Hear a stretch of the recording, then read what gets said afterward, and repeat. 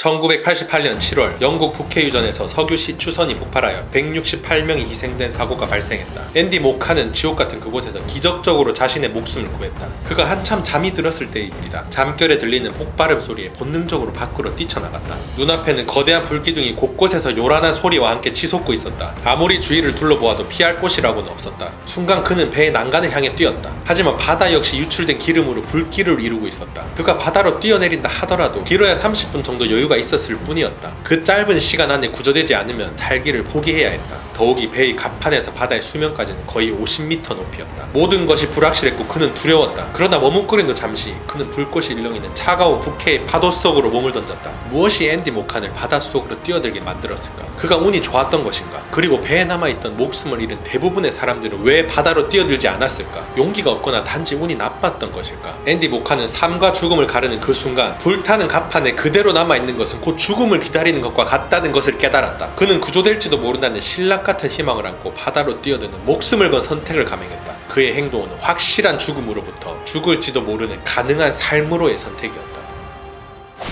반갑습니다. 도끼형님입니다. 바다 위에 기름이 둥둥 떠다니고 그 기름에 불이 붙어서 넘실대는데 누가 거기로 뛰어들고 싶겠습니까? 그런데 안 뛰어들면 지금 당장 1분 내로 죽을 상황이라면 더 따지고 말 것도 없죠. 당장 뛰어들어야 합니다. 확실한 죽음보다는 아무리 힘든 길이라고 해도 그 길을 선택하는 게 현명한 거죠. 여기서 생각해봅시다. 과연 우리는 우리 삶에서 위험을 감수하기 싫어 확실한 죽음의 길에 머물고 있는 건 아닌지 말이죠. 깊은 바닷속으로 뛰어들기가 무서워 당장 불에 타 죽는 선택을 하고 있는 건 아닙니까? 뛰어들어야 할 때는 뒤도 보지 말고 뛰어들 수 있는 용기가 필요합니다.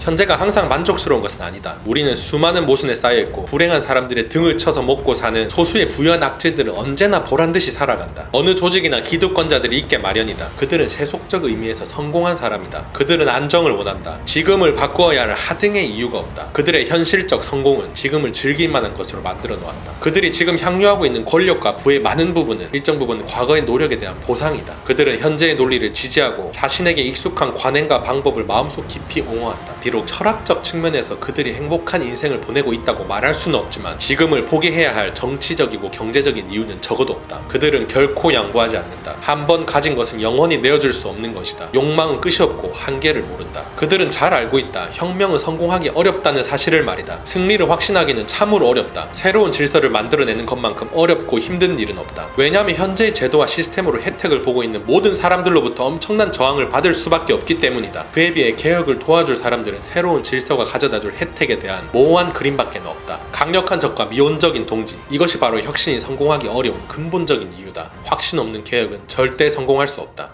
변화라는 게 말처럼 쉽지 않습니다. 스스로 변화하겠다고 마음 먹기도 힘든데 그 어려운 걸 다짐했다 치더라도 주변에 방해꾼이 어마어마하게 널렸으니 상황을 바꾸기란 정말 보통 일이 아니라는 말이죠. 여기서 말하는 방해꾼들, 다시 말해 기득권 입장에서는 사실 그럴 수밖에 없습니다. 본인들이 읽어놓은 것들을 당연히 내놓기 싫겠죠. 그게 아무리 불합리하고 불공정하다 해도 상관없습니다. 일단 내 것인데 절대 줄 수 없는 것이죠. 이런 상황에서 우리 같은 개미들이 이 싸움을 지속하면 과연 어떻게 될까요?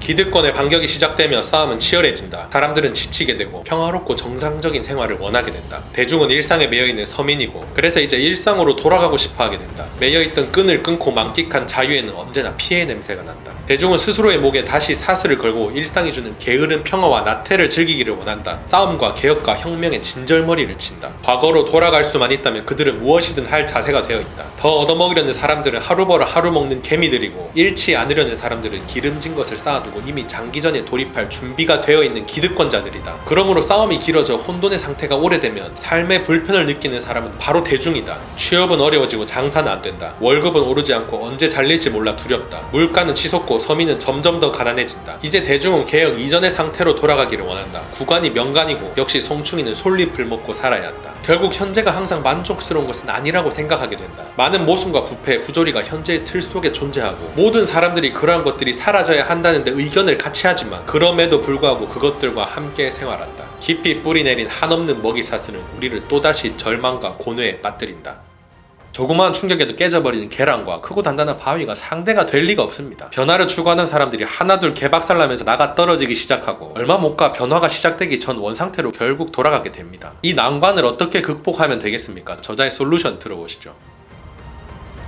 우리가 지금 처해 있는 이 시간은 과거에 존재하지 않았던 변화와 격변의 시대이다. 단순한 노동력밖에 가지고 있지 못한 사람은 결국 사회의 하층 구조 속에 영원히 머무를 수밖에 없게 된다. 자전거를 타본 사람이라면 금방 이해할 수 있다. 비온 후에 자전거의 궤적을 보라. 그것은 직선 행로를 그리지 않는다. 관성에 몸을 맡기면서도 조금씩 핸들을 틀어주어야 비로소 자전거는 넘어지지 않고 마음먹은 곳을 향해 나아갈 수 있다. 핸들의 힘을 꽉 잡고 있으면 자전거는 반드시 넘어진다. 변화는 우리에게 결국 쓰러짐 없는 안정과 질서를 가져다준다. 변화와 질서는 상호 의존적이다. 우리에게 필요한 것은 절대적 안정도 아니고 완전한 혼란도 아니다. 우리는 이들의 적절한 균형을 통해 번영에 이를 수 있다. 당신이 선택할 수 있는 유일한 길은 변화를 인정하고 스스로의 가치를 창출하는 것이다. 이것은 열심히 일한다는 것을 뜻하지는 않는다. 기계는 당신보다 수십 배, 수백 배 힘이 세다. 기계와 경쟁에서는 승산이 없다. 당신이 창조하는 가치가 유일한 것이며 전문적이며 노동의 대체가 어려울수록 당신은 안정적이며 윤택한 보상을 받을 수 있다. 익숙한 인생의 사이클에서 박차고 나와야 한다. 도약은 어려운 것이다. 자신의 신념을 되살리고 자신의 사랑을 다시 살리고 싶은 그 순간에 그 신념 혹은 사랑과 결별하지 않으면 안 된다. 새로운 시작은 익숙한 인생의 길에서 불쩍 뛰어오르는 것과 같다. 발 딛고 서 있는 그곳과 결별하지 않으면 안 되는 것이다. 자신을 한 사람으로 이루어져 있는 1인 기업이라고 규정하는 것은 회사와 자신의 관계를 새롭게 정립할 수 있게 한다. 충성심과 시간을 판 대가로 먹을거리를 해결하는 고용 관계가 아니라 계약에 의한 상호 협력 관계라는 새로운 인식은 스스로를 직장의 울타리에서 해방시킴으로써 1인 기업의 경영주로서의 새로운 출발을 가능하게 한다.